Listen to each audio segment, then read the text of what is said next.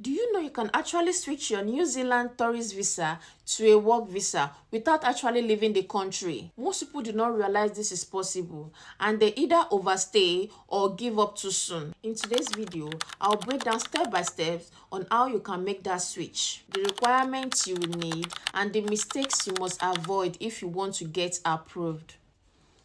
Hi, my name is Juliet Nwoko, and on this channel, I share practical tips about visas, relocations, and how to move abroad with confidence. If New Zealand is one of a rider, make sure you stick with me to the end because I will be sharing the number one mistakes that gets many applications denied. Can you really switch? Yes, you can, but only under certain conditions. You see, you cannot work on a tourist visa. You must first find a New Zealand employer who is accredited and willing to sponsor you. Then you can apply for the right to work visa before your tourist visa expires. The requirements you will need are: 1. A valid job offer from an accredited employer. 2. A skills and experience that match the role. 3. A police clearance plus medical certificates.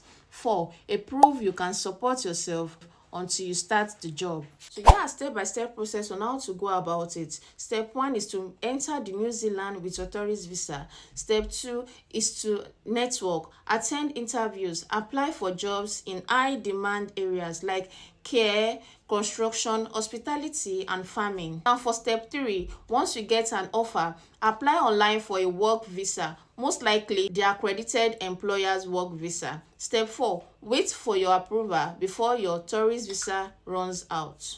And here's the simple way on how to go about it. Imagine you're visiting New Zealand and you meet a farm owner who needs seasonal worker. You show your background in horticulture, he offers you a job, and instead of flying back, you apply for your work visa right inside New Zealand. That's exactly how many people successfully switched. Take note, these are the things you need to avoid. Don't overstay your visa, okay?